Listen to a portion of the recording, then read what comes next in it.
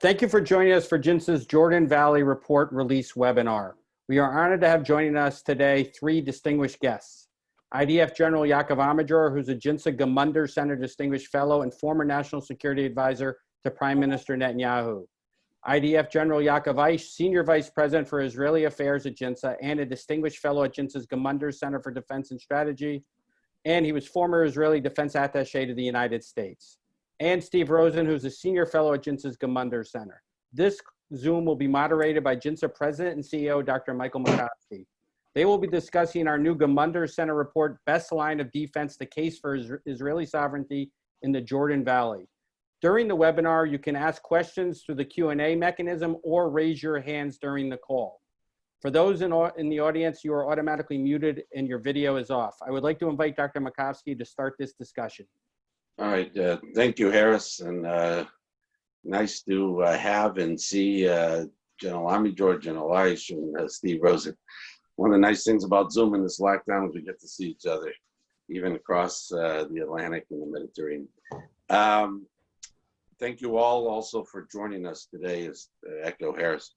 As Harris said, we put out, JINSA released a report on Friday, Best Line of Defense, which we argue in favor of the U.S. supporting an Israeli extension of sovereignty.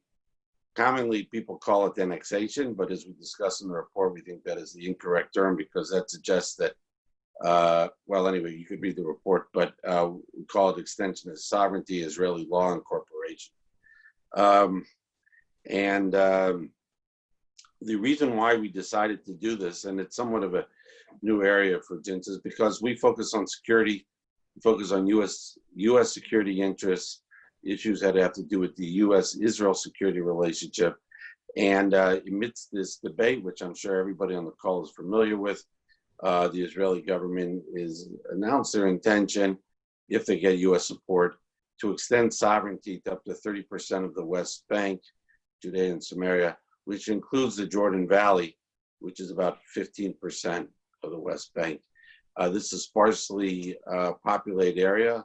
There aren't very many Palestinians or Israelis. The area that is being discussed accepts the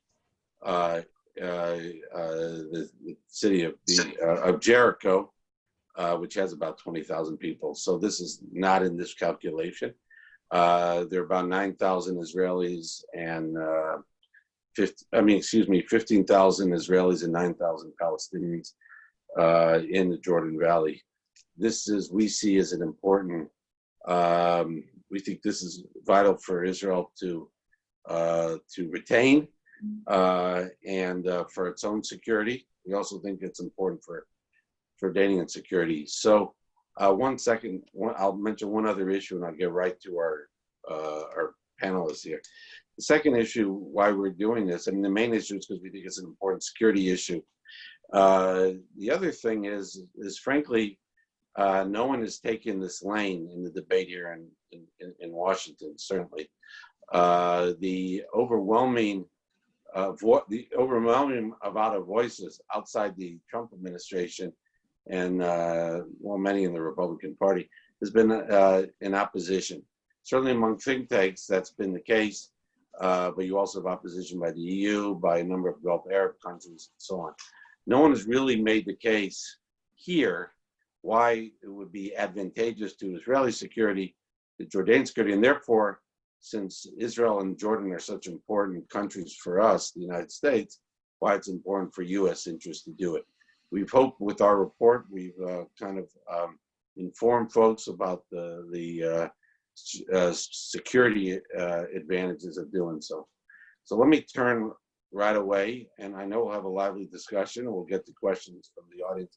Let me turn initially to General Eish to explain, and I know he's helped create a nice video, but General, you were, as Harris said, you were head of IDF operations, you were a J3 before you were defense attaché here in Washington, and now, of course, with JINSA. But could you explain the importance for Israel?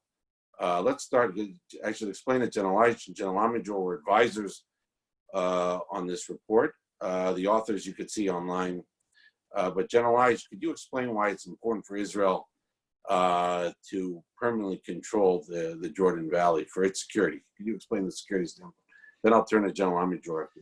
Okay, just to give it a context, the best way is to take a look on a map. Maybe later on I'll share with you a map. It will help us all to discuss it. But as you all know, Israel is surrounded by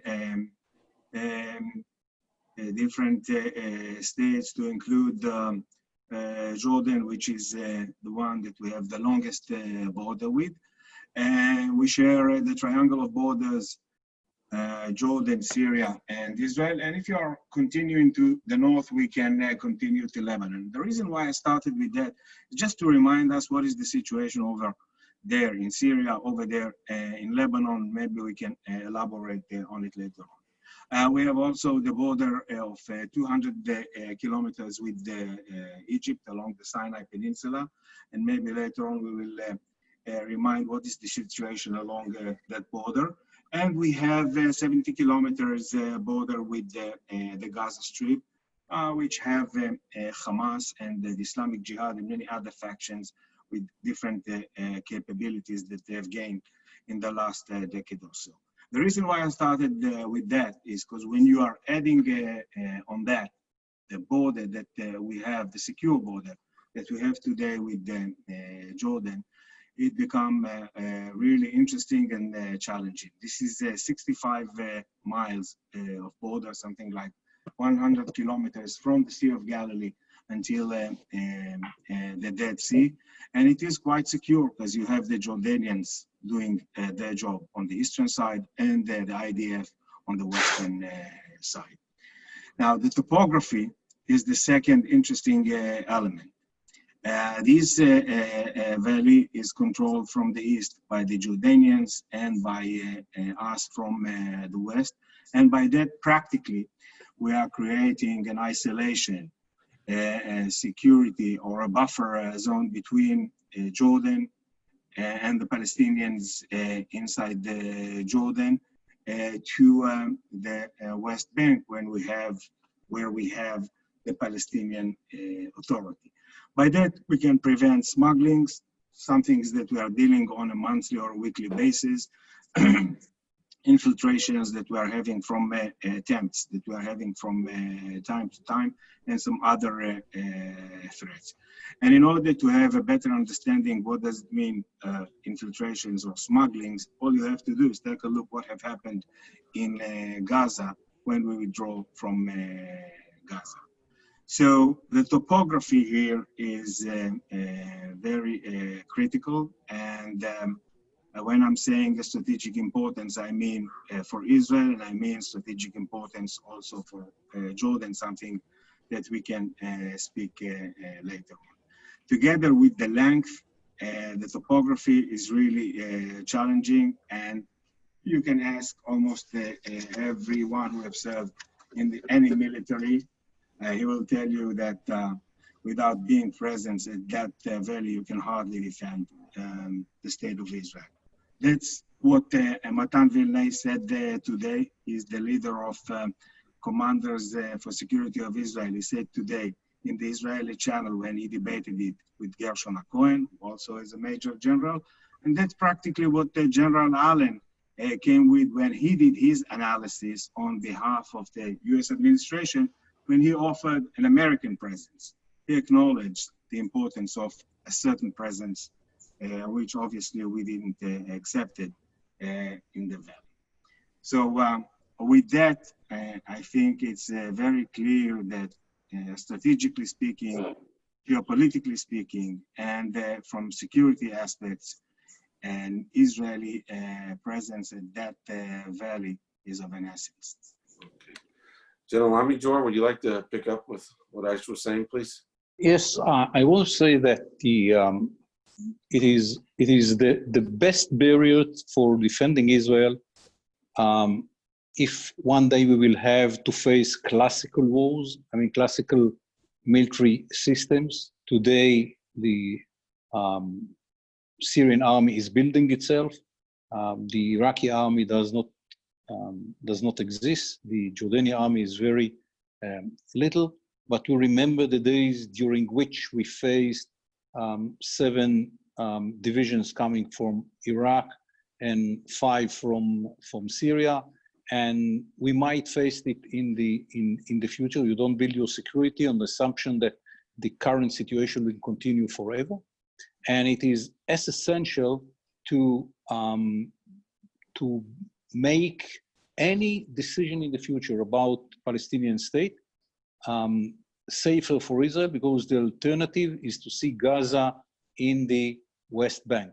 The biggest problem in Gaza was the ability to smuggle in from the Sinai Peninsula into Gaza, the capabilities to produce domestically weapon systems and weapon system which had been smuggled through from Iran into Egypt and then to the Sinai Peninsula and into Gaza State. By the way, there were days that under the siege of the Egyptian army, Al-Qaeda operatives went in the tunnels into Gaza Strip to take refuge in Gaza because they knew that this is the best place to hide from the Egyptians. So if you want to look at it from the Jordanian point of view, might come a day in which those who will have the interest to topple the Hashemite kingdom might find a place to build these capabilities inside the West Bank. They will not act against Israel.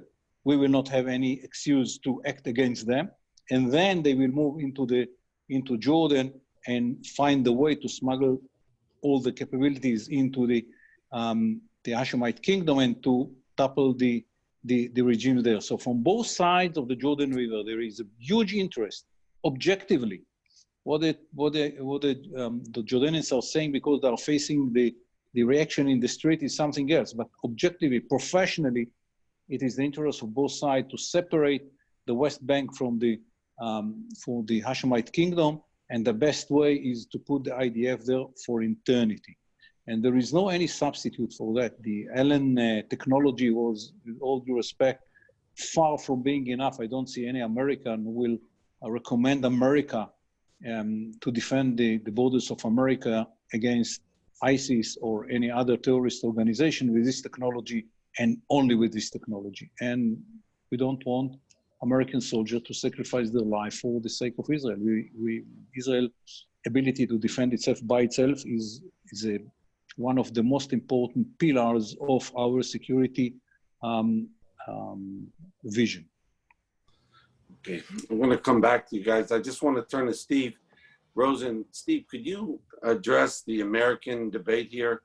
And I think I would say in particular the issue of why some of the critics have suggested that the status quo was fine, and so why do this? If you're Israel retains it.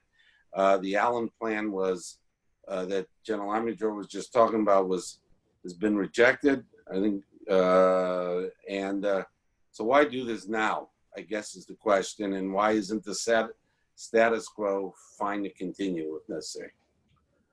Yes, thank you, Mike. Several times in the last few years, American presidents, secretaries of state have called on Israel to leave the Jordan Valley as part of peace plans. It happened in the year 2000 in the Clinton parameters and President Clinton's diplomacy. And it happened in the year 2014, only 6 years ago, when Secretary of State Kerry, with the backing of President Obama and Vice President Biden, presented a plan for complete withdrawal of the IDF from the Jordan Valley, replacing it with Palestinian Authority security forces and a handful of United States Marines, largely as observers, and not any Israeli troops. So it can't be said that Israel's control of the Jordan Valley is a status quo that will continue forever or that we can count on. In fact, Vice President Biden flew to meet with Prime Minister Netanyahu in 2014 to tell Netanyahu that President Obama and he, Biden himself, strongly supported the plan of General Allen that you referred to and the plan of Secretary of State Kerry to withdraw the IDF from the Jordan Valley. So the argument on which some of our political adversaries depend, that the status quo is working just fine, while it's true for the moment, is not a reliable basis. The extension of sovereignty is essential. By the way, you didn't ask, but let me mention that we are having this webinar at a very interesting moment. At this exact moment, the administration has sent Avi Berkowitz, who is the new head of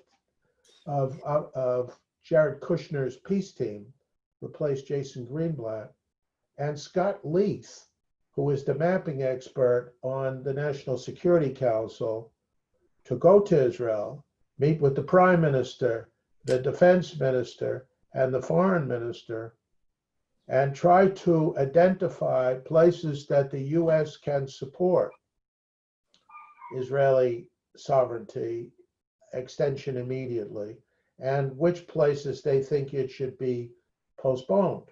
You remember that in January 2019, President Trump issued a plan which not only called for Israeli sovereignty in the Jordan Valley, but gave detailed reasons why Israel should control the Jordan Valley. It specifically mentions, for example, the 5 passes through the West Bank hills and the necessity for Israel to control those. And it mentions the topography. It goes into surprising amount of detail about the Jordan Valley. So this administration has one plan, but former Vice President Biden has said that if he returns and becomes president, he is going to resume the effort to come up with an Israeli-Palestinian solution. And he clearly intends to take off or start where Secretary of State Kerry and General Allen left off. Nothing is finally decided. The small team that went to Israel, Avi Berkowitz and Scott Leith, have met with the Prime Minister on Saturday. They met with General Gantz today, who's also Defense Minister. And they are going to meet with the Foreign Minister, General Ashkenazi, tomorrow. They're going to go home and make a recommendation to Jared Kushner, who in turn will make a recommendation to President Trump. And sometime soon, we will have a United States policy. And both the Prime Minister and the Defense Minister have said that they believe Israel should act within the framework of an understanding with the United States. Steve, let me just follow up before. How do you address the criticism or the point that some critics make that this could be easily reversed? This could be easily reversed both on the U.S. side and on the Israeli side, of course. Until recently, that might have been true, because until 2014, a prime minister who makes an agreement, even secretly, with a foreign leader has considerable latitude unless there is specific action in the Knesset to stop him. And in the particular circumstances, there can sometimes be an opportunity for the prime minister to assemble a majority for a policy. In 2014, opponents of giving up the Golan Heights and other territories passed a new law known as the referendums law. And in 2018, that was made into a so-called basic law, meaning part of the Israeli constitution. So since that legislation, you would have to have a 2/3 majority in the Knesset in favor of giving up Israeli territory, or win a majority of the popular vote, the Israeli public, in a referendum. Both of those are pretty unlikely. They're not absolutely impossible, but they are a major barrier to. However, the Jordan Valley would be protected by this new law only if it came under Israeli sovereignty. Once it's put under Israeli sovereignty, it has the protection of the referendum law. Without the extension of sovereignty, it does not.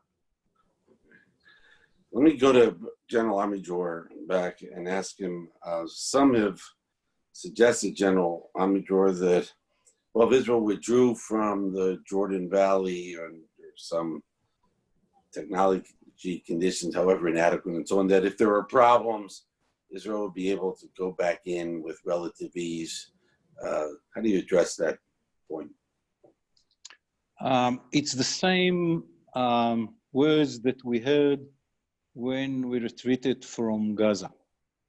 Gaza, it's not a problem. If it will be a problem, the Israeli army is strong enough to go in, and we see the results. It is easy to speak about it. It is almost impossible to violate the sovereignty of a sovereign state. And if we retreat from the area, and will be problems that we might think should give us the ability to go into this area, I don't see it happening if the Palestinian independent state between us, which will be between us and the Jordan Valley, will stand up and say, it's a sovereign state, we will take care for those problems. You cannot violate our sovereignty. And the military problems might be very, very problematic in the hilly area of the West Bank, even more problematic than in Gaza. And I see how much we are hesitating to go into Gaza. So my recommendation is not to put the ability of Israel to defend itself in the hands of others, in this case, the Palestinians, and not to make it depend on a decision to violate the sovereignty of a state, which is not normal in the international relations. Just to flesh that out, General Eich, if you could talk about briefly, because some of the audience might have forgotten about Operation Defensive Shield, what that was, and because I think that just to flesh out what General Amidjor was just talking about. Just to follow up on General Amidjor, it's a great example that have happened not far ago. We are talking about the year 2002. It took us more than a year plus to take a decision after many suicide bombers inside Israel coming from the West Bank to decide that it's the time to take control again on Judea and Samaria, to include the major cities. And the reason why I mention it, it's exactly the same reason that General Amidjor elaborated on. And then it took us another 2 years to make sure that the infrastructure that was built over there and launch those suicide bombers and many other terror activities, to include, assaults on villages and cities within and outside of Judea and Samaria. It took us another 2 years to gain not full control, but quite a control on that area. And this is the same situation if you can compare it to Gaza, and you can compare it also to southern Lebanon. Take a look at what Hezbollah have built over there. And it took us again something like 6 years and 2 abductions to decide that we are going to retaliate and to try and remove the threat. So for those who are saying it's not an issue, and in case of a safe haven that is built over there, all you have to do is get inside and take control. They don't know exactly what does it mean. And I think all they have to do is to look at the 3 big operations that we had in Gaza and Operation Defensive Shield in Judea and Samaria. Harris, before I ask my next question, you want to explain to people how they could ask their question, and then while they're Absolutely. You can go into the Q&A screen at the bottom of your screen, and you can ask a question that way, or you can raise your hand and you'll be able to ask a question verbally. So, okay, directly. All right, while people are thinking about their question, I want to ask a question to Steve.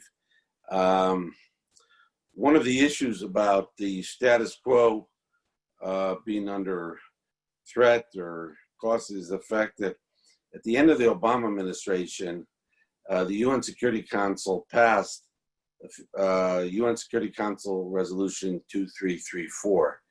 And technically the United States abstained, but it seemed like by all accounts, the United States was certainly behind this resolution. And it declared all the territories, including East Jerusalem, including the Western Wall, as Palestinian. As far as I know, that has not been killed, has not been overturned. Vice President Biden was vice president at that time, even though he's a strong supporter of Israel. But what does that tell you about where the trend line might be in U.S. policy, accepting the current administration? And I'm talking about Republicans or Democrats. Yes, I'm glad you bring that up. The enormity of this United Nations Resolution 2334 is barely understood by people.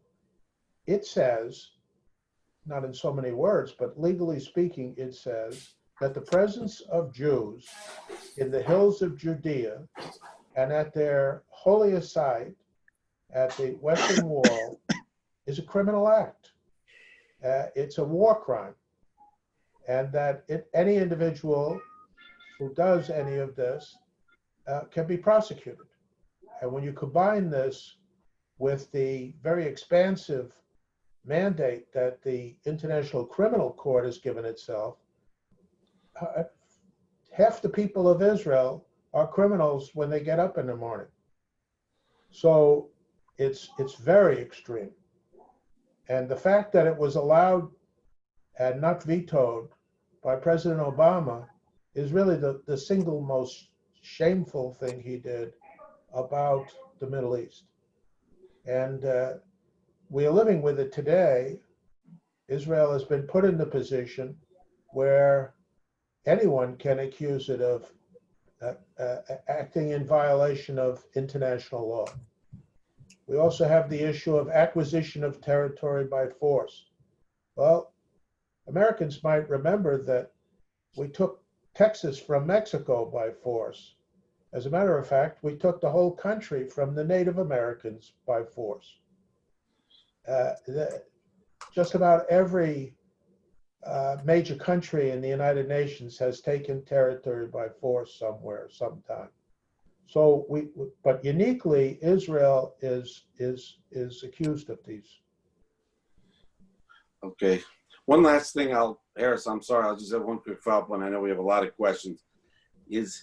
Steve, one other thing, how do you explain the fact that we sort of have this link to ourselves here at JINSA on this issue, that opinions seem very one-sided?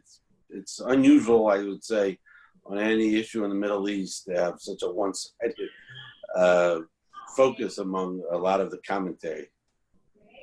Well, they have two factors. One is the belief in so many people's minds that if only you would sign this lawyerly piece of paper between Israelis and Palestinians, the conflict would be over. I think the majority of Israelis no longer believe that. They think the last line of their withdrawal will be the starting line of the next attack. But Americans have a tendency to conflate a peace agreement with peace, and they crave peace. The second problem is the occupation of Palestinian people. The IDF does not want to be in occupation of Palestinian people. The majority of Israelis don't want to be in occupation of Palestinian people. And Americans are repelled by the idea. And even inside the American Jewish community and the American pro-Israel community, there's enormous discomfort with the ongoing dilemma of having administrative authority over an unhappy alien population. So it's a moral issue. And the Jordan Valley actually is more a topographic, geostrategic issue. There aren't so many people there, very few. And their lives would be so unaffected that if you visit the Jordan Valley a year after annexation or extension of Israeli sovereignty or law occurs, you won't be able to tell the difference in the life of the average Palestinian then from today. It's not going to actually change their lives at all. They live a relatively easy existence today, and they'll live an easy existence tomorrow. Plus, the numbers are very, very low.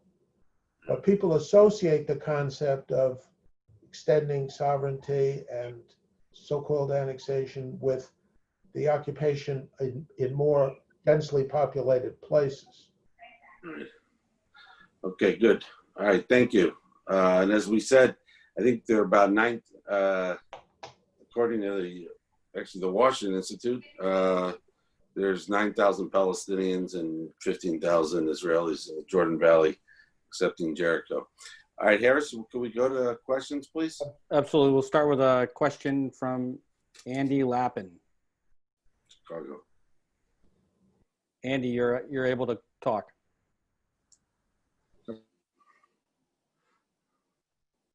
Andy, you're unmuted. Okay, why don't we go back to him? We have a question from Lawrence Kahn. Lawrence? Hi, it's Cohn, but in any case, Congress,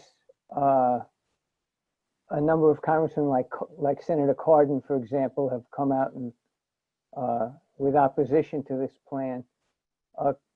The plan to me sounds very good, but I'm concerned about the long-term effect on American weapons sharing with Israel.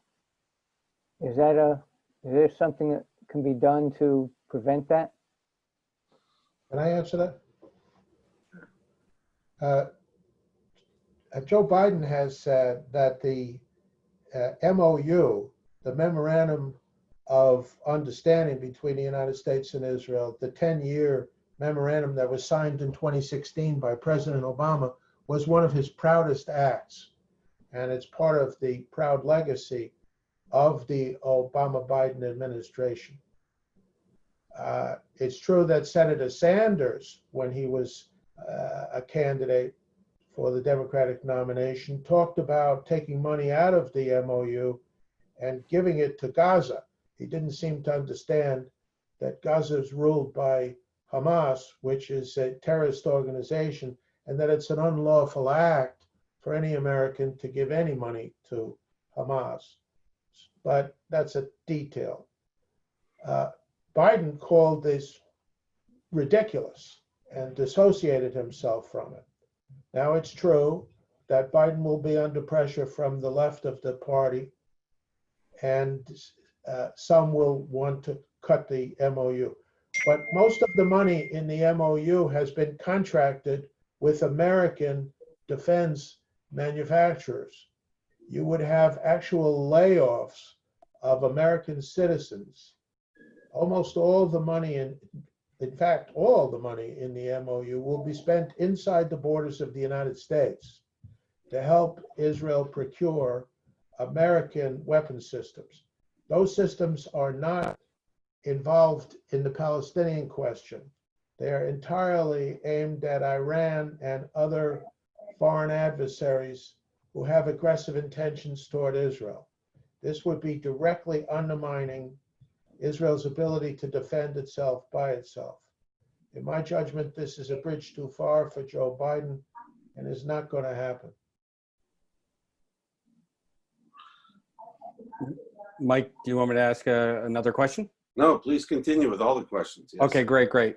We have a question from Jonathan Tratt. Given that Jericho will become landlocked as a result of the extended sovereignty, what are the short and long-term ramifications of landlocking an area with 20,000 Palestinians? One of our Israelis, General Amidor or General Aish, would one of you like to take it? I don't know what will be the arrangements on the ground, but Palestinians probably will have the ability to go outside and inside Jericho area without any problem. If they want to go into Jerusalem area, they might have to go through some checkpoints, but in the area itself, probably no one will have to go through any checkpoint. Okay. Let's try Andy Lappin again. Chicago. Okay. Yep. How's that? Perfect. Oh, wow. Amazing. Hey, good morning. It's good to see you, Mike and Steve and generals. Thank you for hosting this. I want to come at this from a different perspective. And I'm surprised nobody's talking about this, but I think about it a bit. In the event that the Trump administration it comes to an end, it would be highly likely that the incoming Democratic Joe Biden and whoever he selects as vice president, and we hear rumblings that could be Susan Rice, which would be kind of scary, would seek to roll back all the progress that's been made on the Iran sanctions and weakening Iran.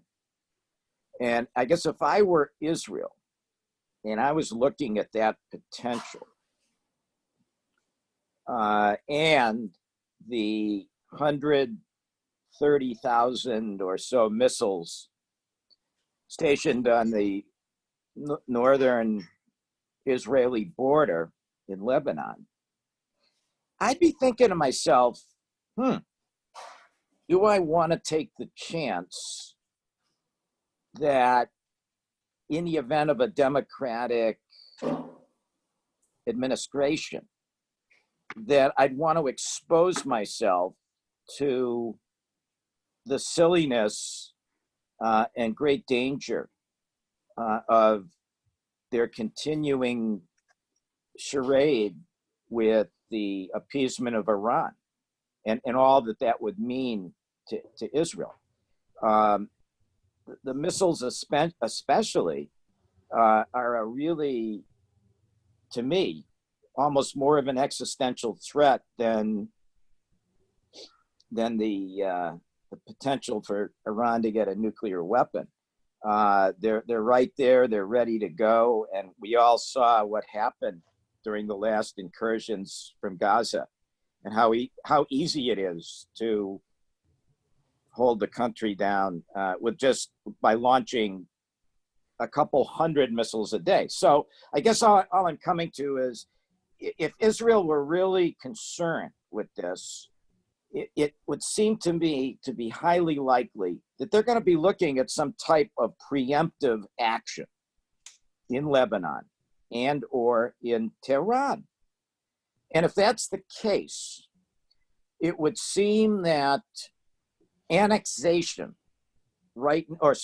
extension of sovereignty right now, which would cause ruffles amongst our Gulf allies relative to Iran, would cause ruffles within the United States Congress, would cause issues with the EU.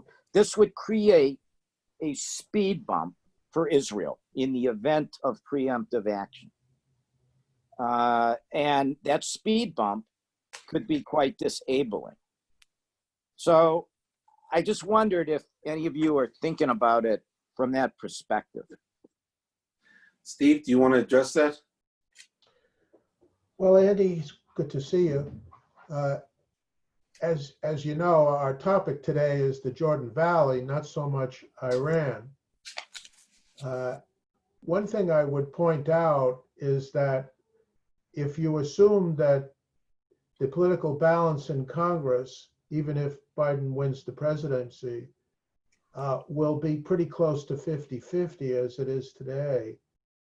And if you assume that the Republican Party remains as united in support of Israel as it has been, then only a handful of Democrats are needed to defeat any legislation that is hostile to Israel, whether that's about lifting sanctions on Iran or on the Palestinian question. It will be very difficult for an incoming Democratic administration to build a congressional majority for a policy hostile to Israel. Okay, we have another question. Other than military security, what are the other strategic advantages of the Jordan Valley? We go back to Aisha. She's been quiet for a little bit. Okay, so I think the first issue is the security for Jordan. When I'm talking about the security of Jordan, I mean regional stability. I mean the implications to us and to Jordan along the border. And I'm talking about possible threats from north or south. There is another implication, which is practically shaping the future of the permanent solution with the Palestinian Authority. Because by applying the Israeli law and applying the Israel sovereignty on the Jordan Valley, practically we are creating the future border with the Palestinian Authority to the east of the Palestinian Authority and from the west for us, which is a major issue. The third issue, I mentioned it at the beginning, when I'm talking about being as a buffer, being able to isolate Jordan and Israel from the ability to infiltrate from one side to the other, the ability to undermine the stability of the Palestinian Authority on one hand, or Jordan on the other hand, is totally different. So these are the third issue. The rest, I think, was mentioned already. The last issue that we didn't mention is the economic relation between Israel and Jordan that can be conducted via the valley.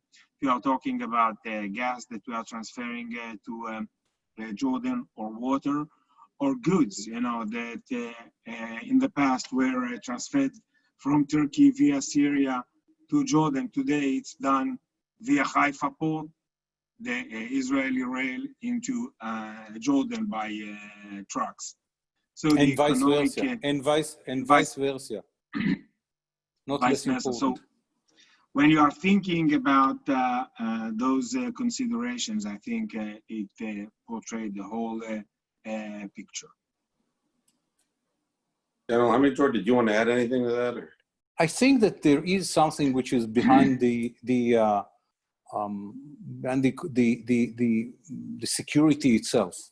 Look, we are dealing with a paradigm of Oslo with all its versions in the last 30 years. And it didn't work.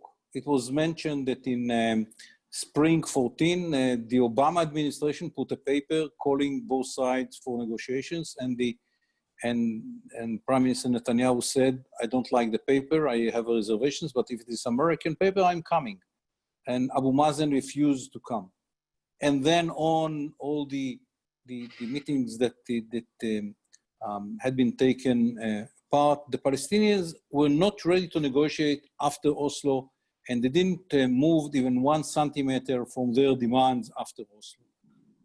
Maybe, and it's only a maybe, by injection some new ideas to the unmoved situation and giving the Palestinians clear understanding that by not joining the negotiation, they might lose more than win, that might raise again the ability of the Palestinians or the will of the Palestinians to negotiate, because since Oslos are not ready.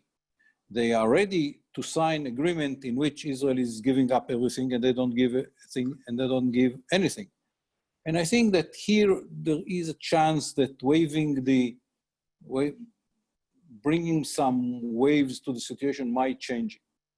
And for us, it's very important that on the shelf of the future negotiations will be another paradigm, which is taking into account, unlike many programs in the past, the needs of the security of Israel and the situation on the ground. And even if nothing will come out from this plan at the end, the fact that there is an American plan taking into account much more openly and strongly the security needs of the state of Israel is very important. Good point. Harris? Okay, yes, we have a question from Stuart. If Jintz is willing to take the geopolitical risk of damaging relations with Jordan and Arab countries, not to mention the U.S. Democrat Party, why not go all the way and extend sovereignty over the settlements to the Netanyahu proposal? And the Netanyahu I want to say why, from my point of view, it's not the same. You can justify extending the law of Israel into all the settlements like in the original plan, only if you are taking a very strong ideological point of view. When we are speaking about the Jordan Valley, it is more about security than about ideology. And I think that for professional people like us, to make the differentiation between ideological move, which is legitimate. In a democratic country, you had been elected for fulfilling some promises based on ideology, it's okay. But as professionals, it is much easier to defend steps which had been taken and their base is security arrangement. And this is why I think that JINSA, which is about security, should not be part of the ideological debate in Israel and will focus on the security issues. And the Jordan Valley is more than anything about security. If I would just say I would completely agree with General Amijohn. As I said at the beginning, that's why we did focus on Jordan Valley. It was because of this, because it's primarily a strategic issue. I wonder though if I could just ask some of the other General Amijohn and others, and maybe Steve, to address the what the questioner asked about the Gulf Arab countries. General Amijohn, for instance, you said that the Jordanian King Abdullah, has made it very clear publicly that he's strongly opposed to this.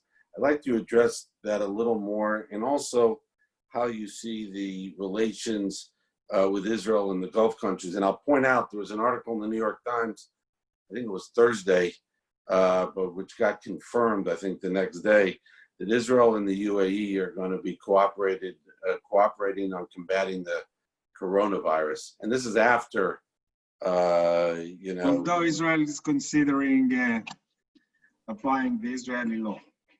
Right. It was right after that, and then the UAE made clear they were, opposed to that. I wonder if General Amijohn, just to follow up. The truth is that I don't know what will be the reaction in Jordan and the Gulf countries. There are many other considerations they have to take into account. For example, Jordan is getting water to drink from Israel. Do they ready to give it up? The American company is selling Jordan gas through Israel. Do the Jordanians are ready to cancel this agreement and to pay higher prices for energy? There are other many considerations. of course, the Jordanians don't like it, not because objectively is against their interest, it's because the street will be very loud against it. And I understand the need of the regime to take into account the reaction in the street. After the Arab Spring, someone called it streetocratia, the importance of the street in the system. And yes, we have to take it into consideration. We have to do whatever is needed to calm it down. But at the end of the day, if this is the interest of Israel, with all due respect to all the other issues, we have to do it. And as I said at the beginning, those countries have many other interests other than the Jordan Valley issue to take into account when they are making decisions relating to Israel. Okay, great. We're going to do a verbal question from Brent Rubin. Brent? We hear your dog? Okay. My question is, it came out today that Benny Gantz is now having second thoughts about the sovereignty plan, and how does that affect the situation on the ground? This isn't even the Jordan Valley he's talking about, in Judea Samaria. I'm not an expert for these for the politics between the Prime Minister and General Gantz, so I don't have an answer. Yeah, I think in practical terms, what the Prime Minister have said today about it is that they can go for that move without the support of blue and white. It's quite obvious that it's a very complicated decision. They're trying to bridge it. And that's exactly why I think the special envoys from the US are here. We're trying to find a consensus between the two parties before the declaration. Steve, you wanted to? I was going to comment about the United Arab Emirates. Yeah, I was glad you brought Question that. I back. wanted to come back to you on that. Yeah. The primary concern of the UAE is Iran, which recently attacked freighters in UAE harbors, which occupies an island that is the property of the United Arab Emirates, which threatens the UAE every day. And that is their primary concern. They don't want to be embarrassed on the Palestinian question, but it doesn't obsess them.